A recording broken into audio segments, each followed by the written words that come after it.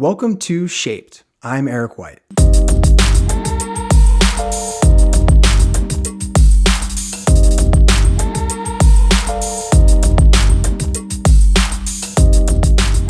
In this third episode of Shaped, I sit with Zach Rhoads, author and host of the Social Exchange podcast, and his wife, Samantha.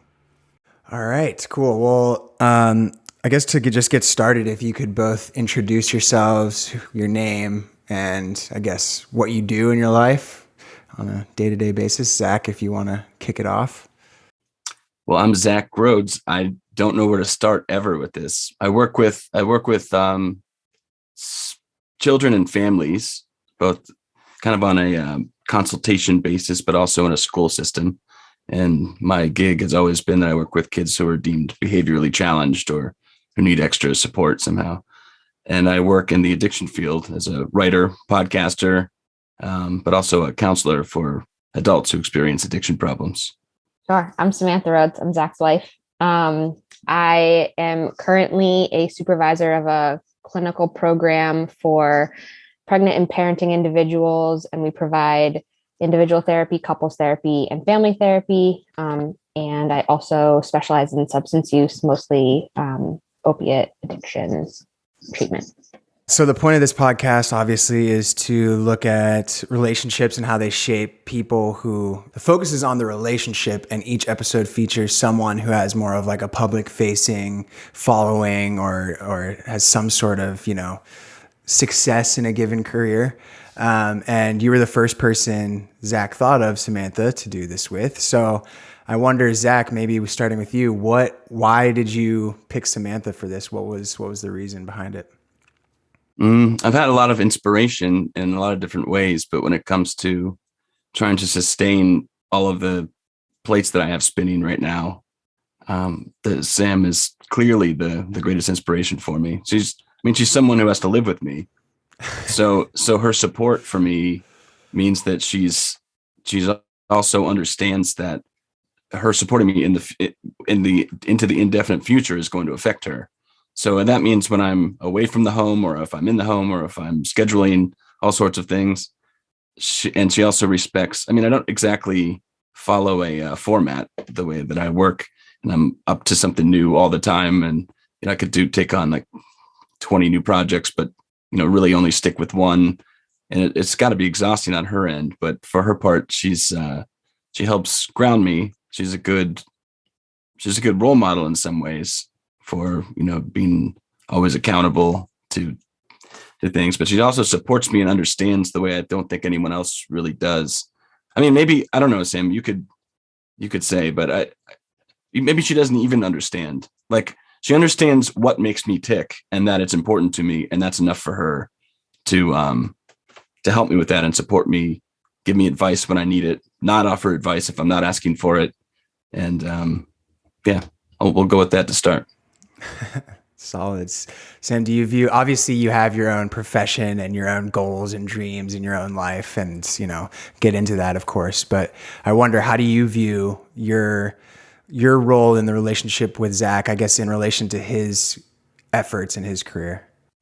Yeah, I think for me, it's just figuring out what he wants to do and how I can support him in doing that. I think, like you said, he's gone in a lot of different directions with a lot of different things, and it's really cool. And I think it's really interesting, and trying to find my place in that, usually more of a behind the scenes kind of thing, especially I tend to be a little bit more introverted. And so I think talking things out, being there to just be a sounding board for some of his ideas is really what I've seen my biggest role as throughout most of this, at least. And Zach, how do you, obviously, as I just mentioned, and is clear, Sam has her own goals and aspirations. How are you able to reciprocate the support she gives you and give that to her? Yeah, I'm totally supportive of her giving me as much time as I need to do my stuff. No, I'm kidding. Well, that has been a learning curve. I don't want to get too into this, but Sam knew me through, you recognize that I've gone through a lot of struggles in my life too, as I know you have. And Sam met me in a time of sort of, let's just say, kind of rebuilding and figuring things out. So kind of like the squeaky wheel gets the grease kind of a thing. There's a lot of focus on me, both from myself and from her, trying to make sure that, I'm headed in a direction that I want to be headed. And it's taken me some time to realize that even though Sam doesn't require or ask for necessarily any support or help, that she needs it. She likes to talk things out. She likes to make a plan for, not just for her now that we are a family. She likes to make a plan for her, but also knows that it's okay for me, that it's good for our daughter, and that it, jives with what she wants to do in the future. So I think maybe the best way that I've been able to support her is just to give myself time every day to lift my gaze from my own crap and really think about her and how the things that I'm doing are going to impact her, or how the things she's doing might impact her, and make sure that there's time to talk about all those things. Yeah, I think that he does a really good job of pointing out when I need something that I don't realize that I need. And not a lot of people can do that. So I think that's definitely been something that's helpful for me, kind of like reflect something that might be going on that I'm not even aware of. Yeah. How long have you guys been together? 8.5 years. Yeah. Like, we've been married for 7 years on the 27th. Oh, nice. Of September. Yeah. Nice. Well, happy almost anniversary. Thank you. Thank you. How did you That's guys crazy meet? That it was that long ago. Jesus. It definitely is. That's stupid. You had to ask that. How did you guys meet? Go ahead, Sam. We worked together in a child care center. Zach was a 1-year-old teacher, and I was a all over the place teacher. Just kind of did a bunch of different things. So we met that way. This is a story that I don't like for some reason. I'll get honest about this. I had, whatever reason, Sam, you were working in a childcare center. Whatever it was, I know that it was different than my reasoning for things. So at the time we started working together, it was a daycare, but it's the same organization she works for now. So there's just kind of different branches of that organization. It's all kind of human services. And I didn't know exactly where I wanted to go. I know that I was a musician at the time, trying to make a living just playing music. So naturally I needed another gig. I know I was good at working with children, and that's the direction I wanted to go. I think I wanted to go more toward older kids. And this position came up at this daycare center. And for me, I thought, well, what a good experience it could be to do some of this like human service work, or kind of social work-esque, because the kids who go there also usually have family members who are in this program. And but what I didn't want, for some reason, as a man, to be I rationalized that this wasn't a daycare center. This was like a human support-ish kind of a center. So for a long time, even up till pretty recently, when people would ask how we met, and she said, well, we worked in a daycare together, they go, hold on. What it really was. And I don't know, that's something, for whatever reason, it's just not getting over. I don't know that I knew that. That's funny. What's that? Yeah. I don't know that I knew that.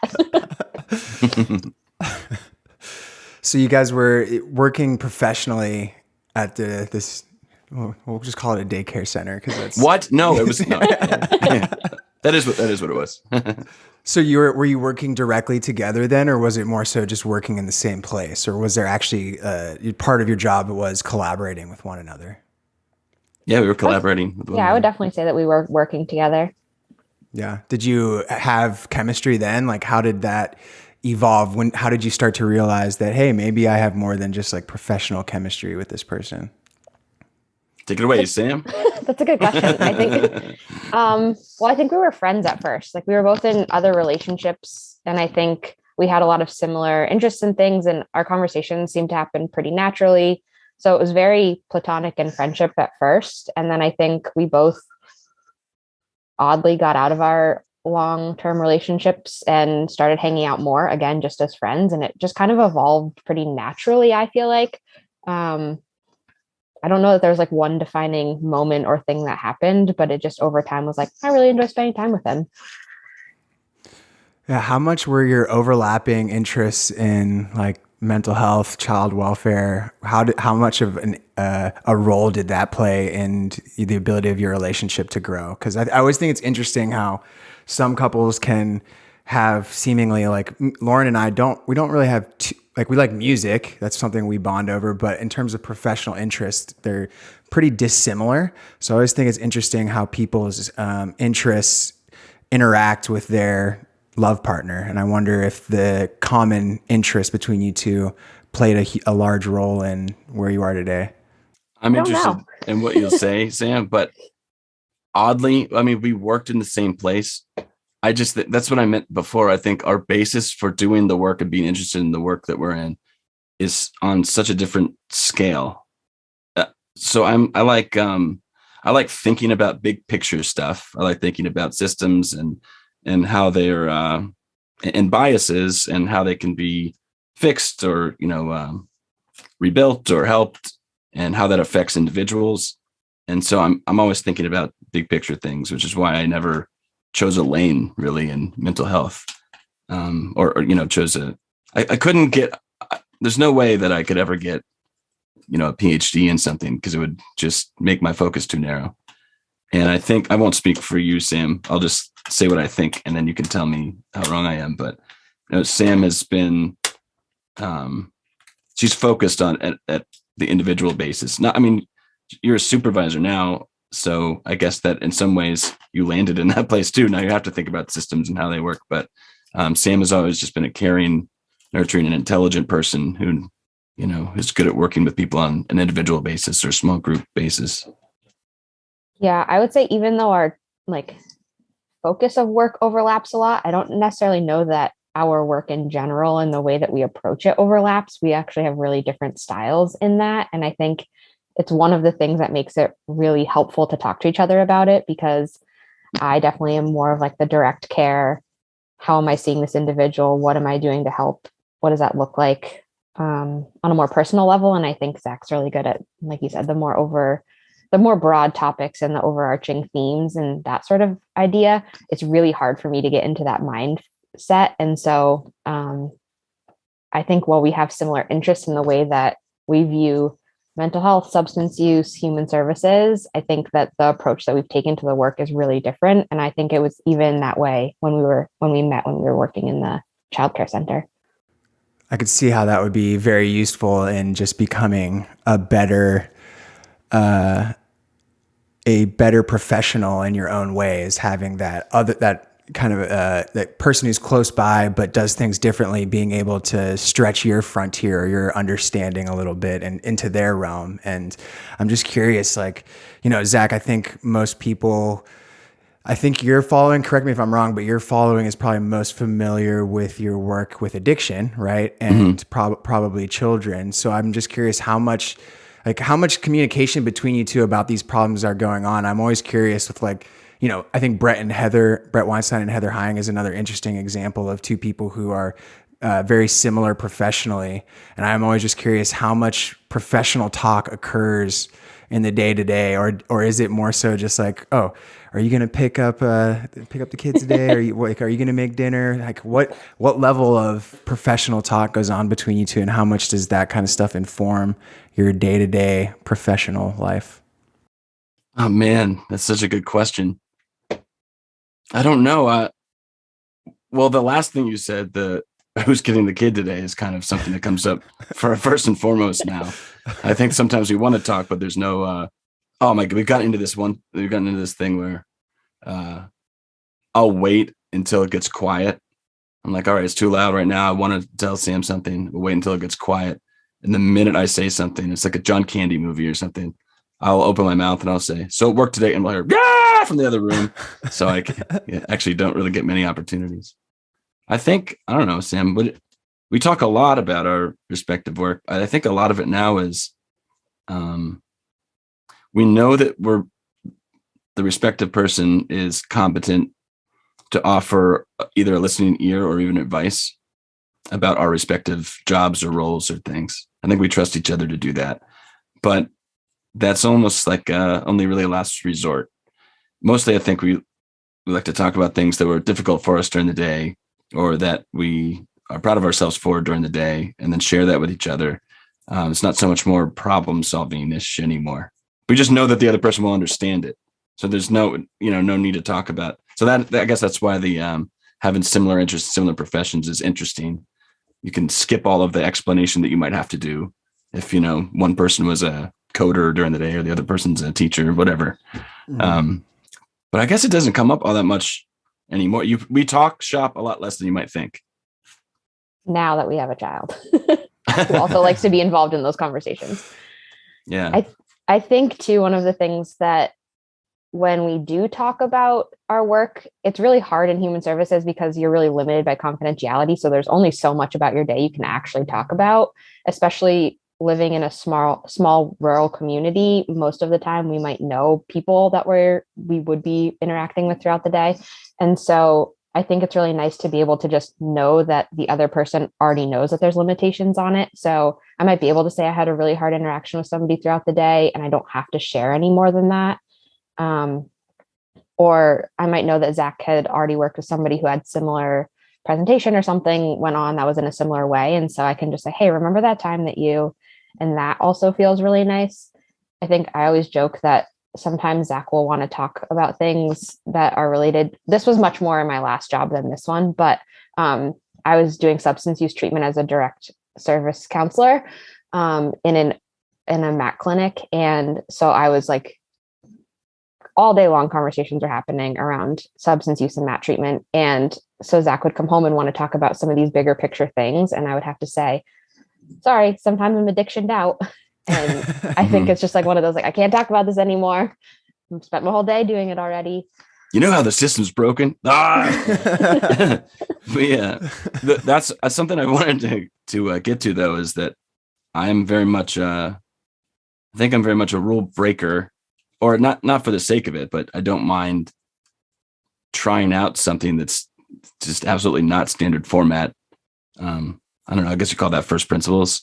And Sam is very much, while creative, I think she tries to do the courteous thing of working within the system that she's been given. So she's in a system and, okay, how can I be a great leader within the system? Even maybe make changes, but go through the standard, ways of doing that, where, I guess it's sort of my personality, for better or for worse, to act and then think sometimes.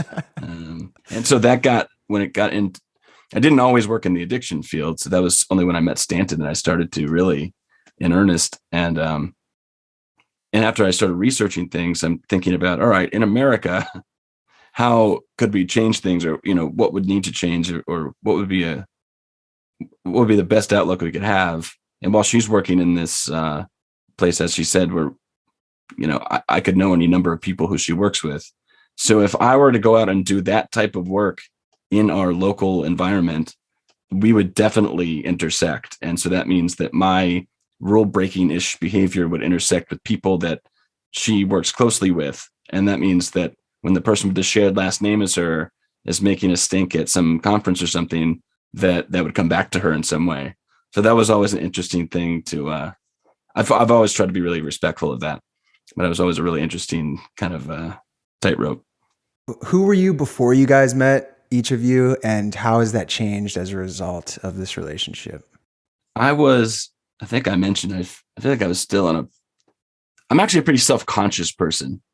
And I always have been. And I have some success under my belt now, and I'm much more confident now than I have been. I'm certainly confident with my ideas and think that I live my values more or less. But at the time that I met Sam, I don't think that was necessarily true. I think I was trying to figure out what the hell a person like me with my interests and, I don't know, with my disdain for certain topics or areas, how I could make something of myself. And so that was me before meeting Sam, and a little while into, meeting Sam. I don't know if you'd agree, Sam, but one thing she always said to me was like, I wish you could sort of step away from yourself and see yourself the way other people do. So I would work very hard on things. Like I was a professional musician, and I did really well at that. And every time I worked with a child or a family, I would do really well at that. But I just was very unforgiving with myself and felt like maybe the world sees me as something bad or something still developing or not good enough. And so that's something that this relationship has helped me with. It's helped me realize that I'm good enough for the relationship itself. And not only that, but I'm an important, at least one half of, of the relationship itself. So I think that Sam has given me a greater sense of self and greater confidence and helped me achieve that. I think that when I met Zach, was very independent and I was doing a lot. And so I've kind of continued doing all of that as well. But I think nothing's changed. But I think one of the things that you actually did was help me realize that I wanted a partner in doing those things. And I always felt like it was easier for me to do it on my own. It was easier to just kind of move through the way that I wanted and needed to. And it's okay because I can just do it. And if I just man up, I'll be able to do whatever it is I need to do. And I think Zach has helped me to slow down and realize that I actually want to be doing those things with somebody else. And I want him to help me be a person in this world and help me figure out how to navigate that and have somebody to bounce ideas off of, and that I don't have to do it all myself. Even though I can, that doesn't mean I should or want to. So I think that was definitely something that's changed since we got together. That's an interesting dynamic. It's almost like opposites of how you guys were. Like she was more independent and confident, and Zach, you were, and she needed to know that she could ask for help, and you were almost like in a place where it sounds like maybe you felt like you needed help or something. Yeah, I don't think I would ever have thought about it that way. I was helped, and that's what I needed, but I don't think I would have ever thought at the time I really need help. Right. But yes, it is like so much of our lives are so opposite. So much of our temperament, interests, lives in general, ways of just orienting ourselves with things, our disposition are completely opposite, yet somehow very compatible in most ways. Our thought patterns and the way we communicate, I feel like, are the most opposite, which is really interesting. You should, if you really want to get a good investigative look, watch us put a fucking IKEA bed together or something. Yeah. Okay, based on what you're saying, I would guess then that Sam is looking at the rules, going step by step, and Zach is more of like, no, these two pieces look like they're going together. Yeah, absolutely. You got it. That's it right there. Absolutely. And yeah, but when we do them on our own, my creations never hold up. We have a bookcase downstairs that is hanging by a thread right now that I built. It's still hanging. Yeah. Still hanging. That's good.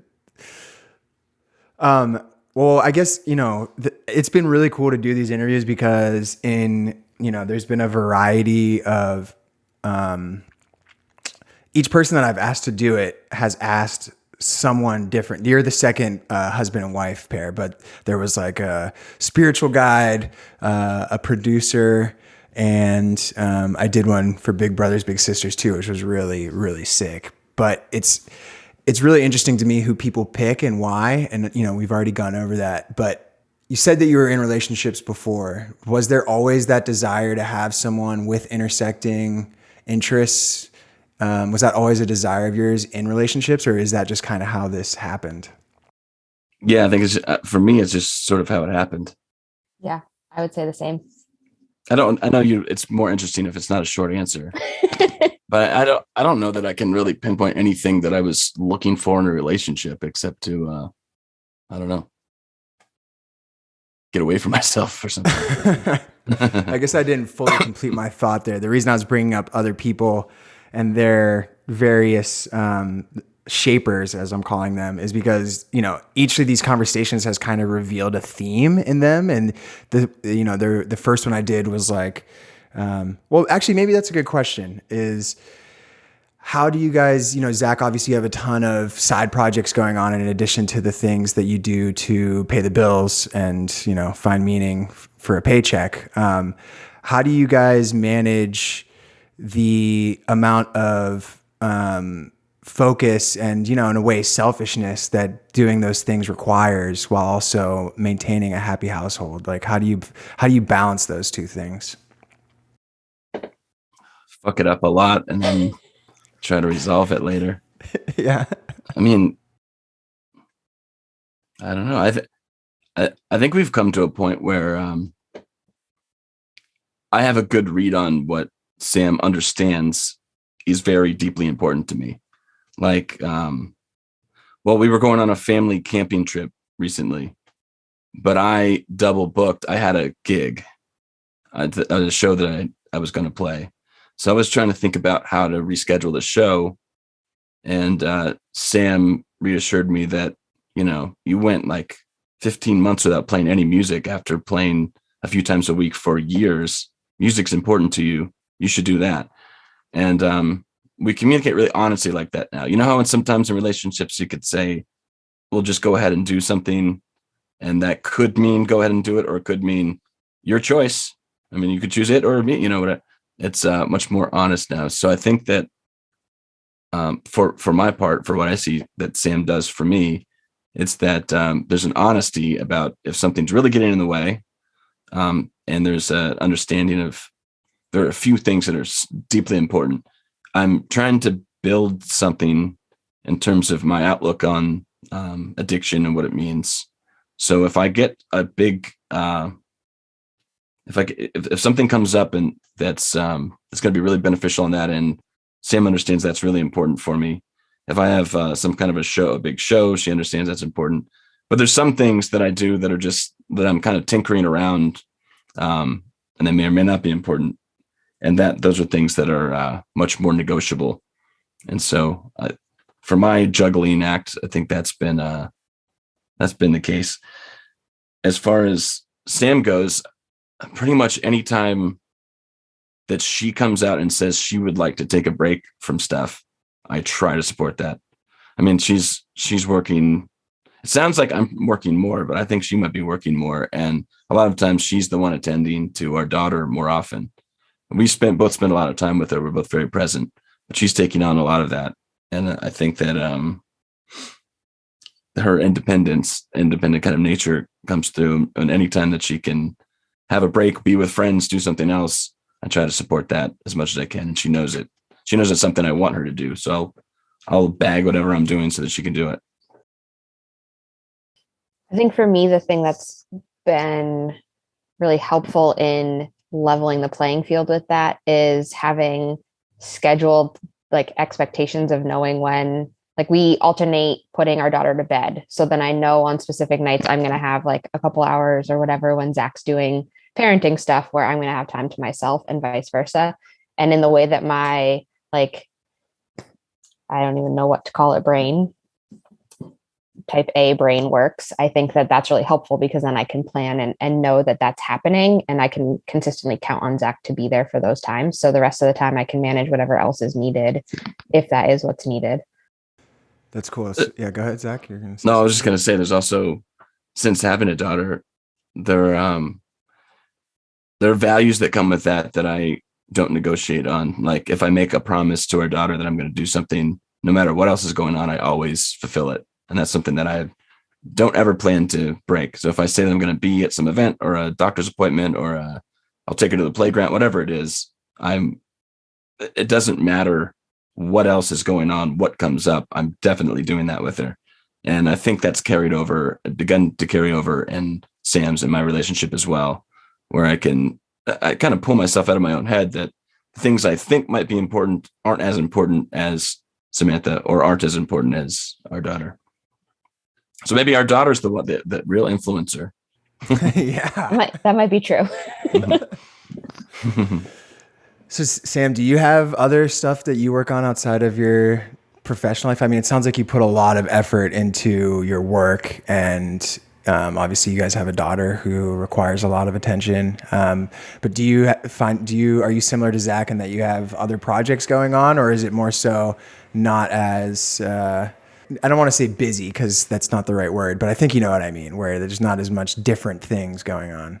Yeah, I would say my stuff is a little bit more informal. I mean, I think my, 9 to 5 job definitely takes more time than a 9 to 5 thing. I'm also pursuing a second licensure. So I have some studying for tests and stuff that I do pretty regularly. I'm kind of an amateur photographer. I take portraits for friends and people. I've done a bunch of weddings. So sometimes that can play into it a little bit. That gets my creative side out as well. I also really like doing projects around the house that don't always get done. It's another piece within our relationship that I think would be interesting to talk about. Not really. Nah. Don't really. I'm just kidding. But I think that's something that I tend to focus some energy on when Zach is around, because then I'm like, oh, okay, I could take 10 minutes and go upstairs and go do this thing that I've been thinking about for a long time. And I think that's definitely, I don't know, we spend our free time differently while also going in a lot of different directions. Mm-hmm. Yeah. Do you guys ever feel, I mean, obviously it sounds like you're at a really good place in understanding what the other person needs and how to balance your professional or personal interests with the interest of your family and each other.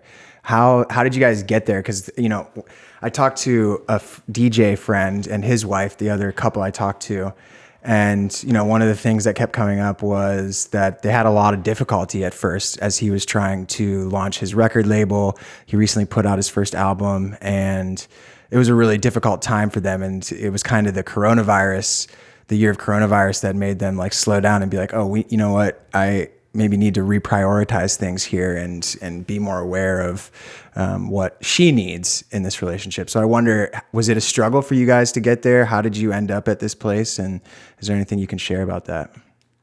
It definitely wasn't smooth sailing, I would say. I think that there's a lot of trying to figure out how to communicate around what we both need while also reading cues from the other person while being completely exhausted and sleep deprived. And I think in the beginning, my mentality of, well, I'll just do it definitely was there, with caring for Hadley when she was a newborn. And so I think that played a part in it all. I think now that's where we really thrive in talking to each other about what's needed. But it wasn't always that way.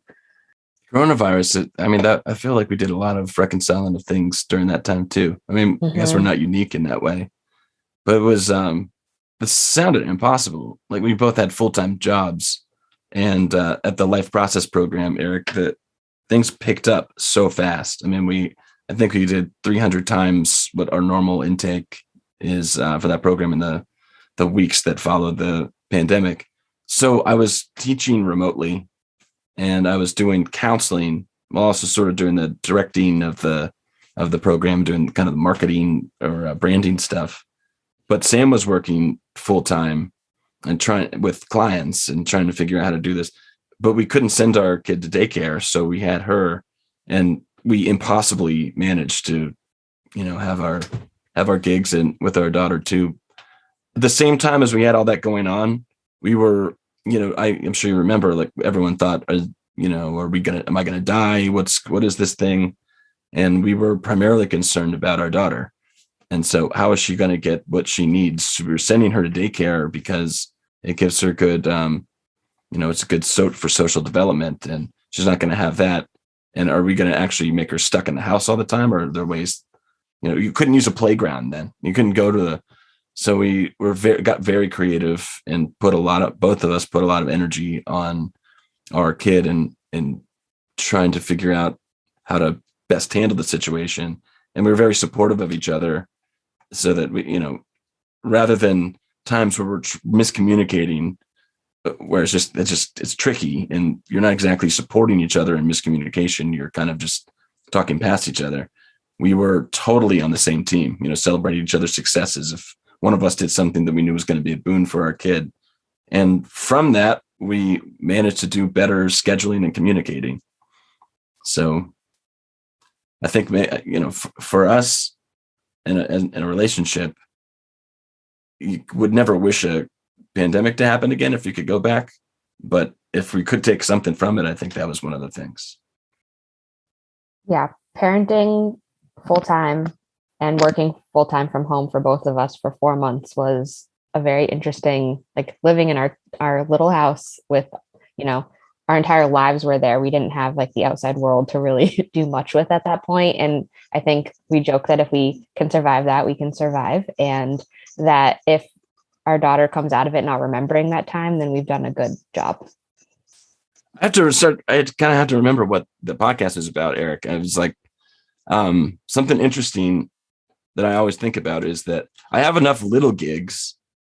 I mean, they're not little to me. They're very important to me, but monetarily, that you could argue any one of those things shouldn't be seen by Samantha as important enough for me to continue doing if it's going to mess with our schedule.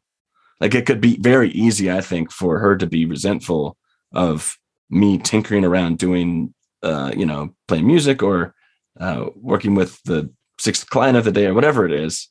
And it'd be like on a whim kind of a schedule. But that's never happened.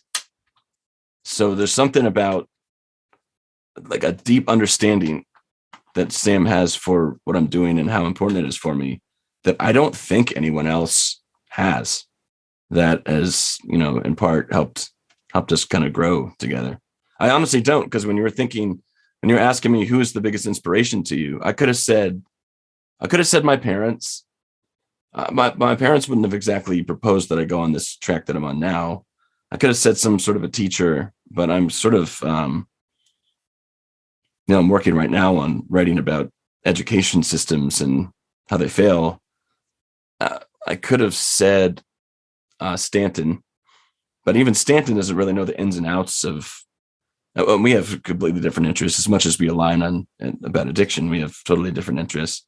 I don't really think that there's a human being that understands my basis for doing the things that I do and how deeply important they are to me than Samantha does.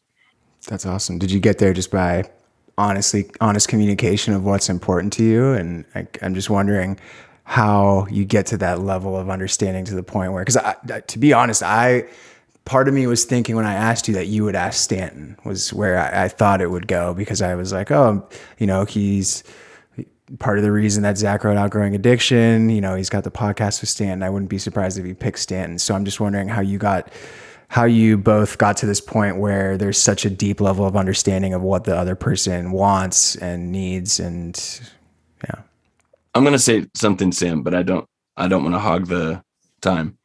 Go ahead. But just to rewind that, well, you might say Stanton Peele. So anyone who doesn't know, addiction expert, pretty prolific writer, was very famous for a period. He's just wrote a memoir, has a crazy idea of what addiction is, which I happen to agree with. And he was in part a reason why I wrote the book that I wrote and why I'm in the field. But then again, I wouldn't have ever met him if it weren't for Sam supporting me and doing this kind of goofy project when podcasting was just kind of becoming popular. I mean, it wasn't very popular for just any odd guy to have a podcast at the time that I wanted to start doing it. And I actually had a history of, you asked if it was honest communication that got us there, but I actually had a history of not totally honestly communicating what it is that I wanted to do with Sam. Because I've just never fit into a box. So I guess I was always a little embarrassed about how out there some of my ideas were. I didn't want to seem too childish or, overly ambitious. And I remember one day I was saying it sounding like it was ironically, but that was just to hide the fact that it was a real idea, just in case it didn't land.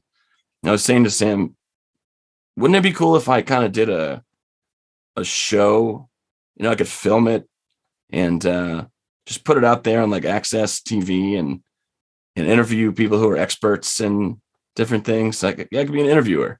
And this is when I did nothing like that. There was no reason to think that I would be coming up with that idea. And she said, yeah, that'd be a good idea.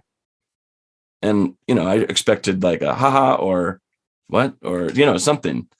And so I said, really? And then I wound up just doing it. And Sam never flinched. So there's all these strange seeming ideas that I have that I think I really trust Sam to know that somewhere in my mind, there's a reason why I think it would be a good idea. And I think I've given her a reason to trust that anything I've really put my mind to, I've succeeded in doing. And it's been favorable for me and us in some ways. It's been nice to watch the progression of all of it. gonna put you on the spot, Zach, but when it all started, you were using a lav mic hooked to a water bottle to record your first podcast. And it was in like a closet in our house. And so I think about starting there and where you are now. And I mean, seeing it all, but you also have let me be a part of it. And I think that's been a really big piece of it. Like, you would ask for my opinion and my input on things, or ask if you could talk an idea out with me, which always made me feel included, which was really nice. And I think it was also really helpful.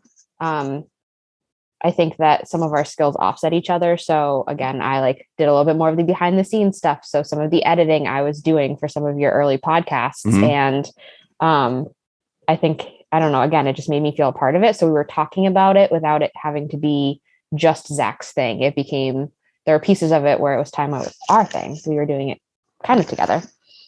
I forgot about the times where I had no idea what I was doing. And I tried to Google like podcast starting kit. There wasn't anything like that. I mean, it wasn't that long ago, but there wasn't really anything like that wasn't super expensive.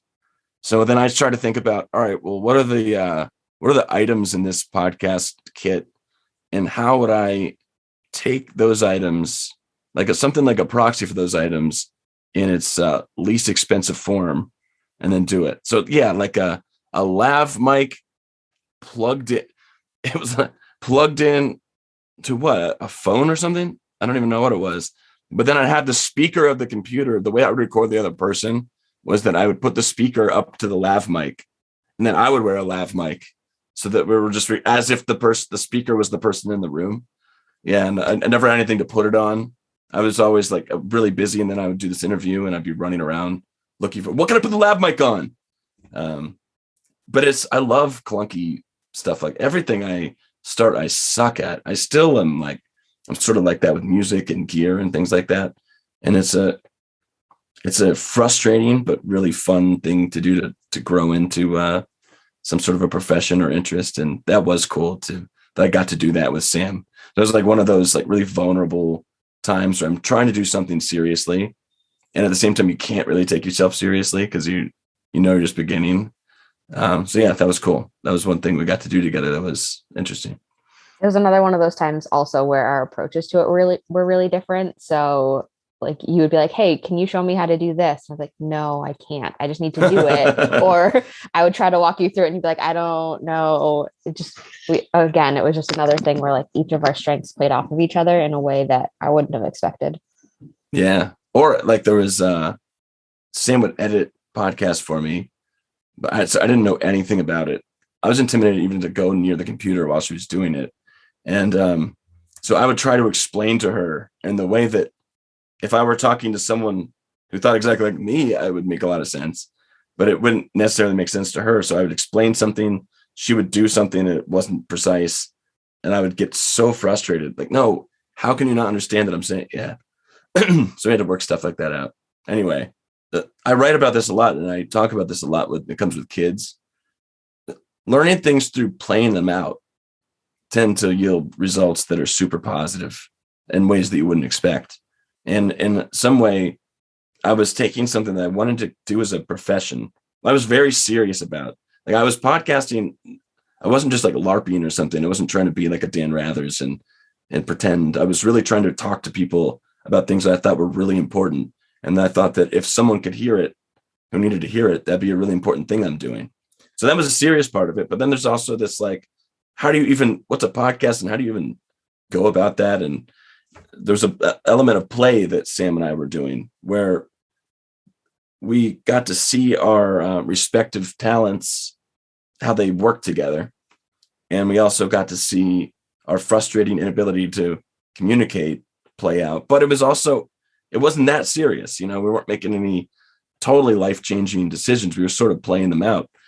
And yeah, I'm glad you brought that up, Sam, because I think that was huge for us and at the level of something like podcasting, but also on a deeper level in our relationship. Gave us a format for how we could work together again or not work together again.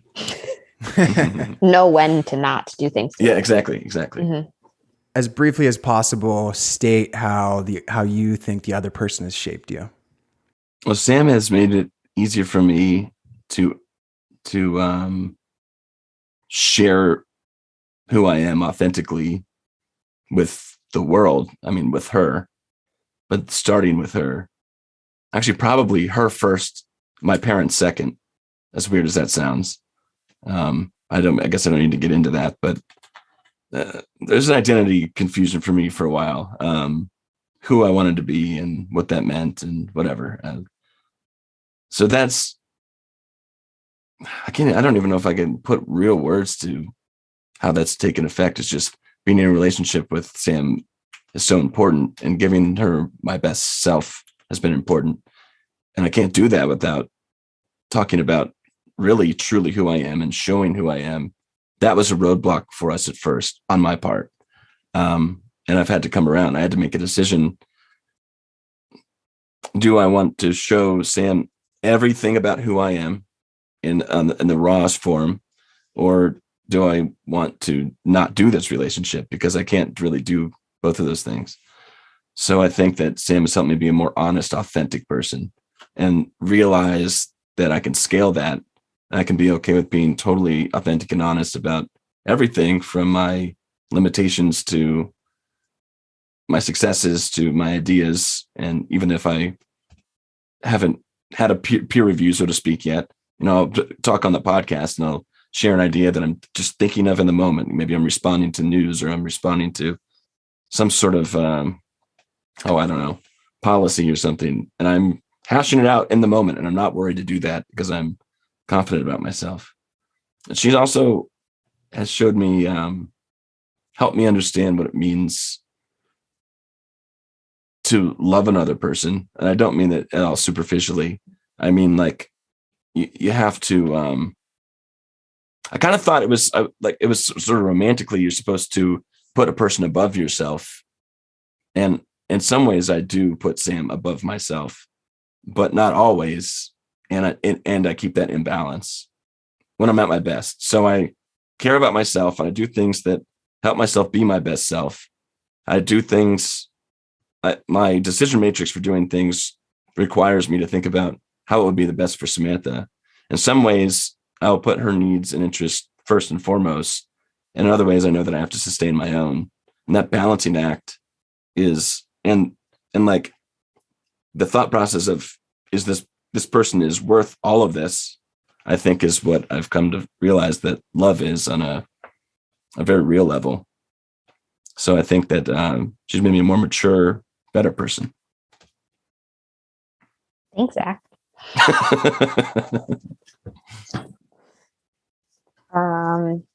That's a really tough question. I think for me, Zach has helped me to realize that it's okay to make myself vulnerable, and I don't have to have all of the answers, and it's okay to let somebody else see that I don't have all of the answers, and I think be okay with asking for help. That's something that I've never been good at my entire life. And I think with Zach, I don't mind doing that most of the time.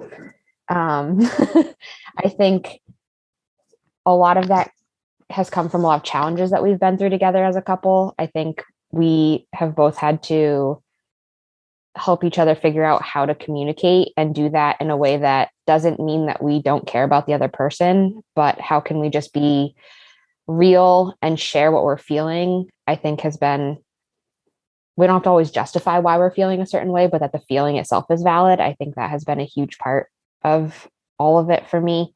And then as a parent, I think just in parenting together, he's helped me really slow down and know that not everything is as serious as I always think that it is, or that it's a crisis, and that it's okay to just be a silly, goofy thing and interact and play in a way that's really beneficial for our family. So I don't always have to be thinking about the next thing. I can just be in the moment right now. I always use this example where I always really like to take pictures of things because I want to savor the memory. And Zach is sometimes like, put your camera away and just be in the moment.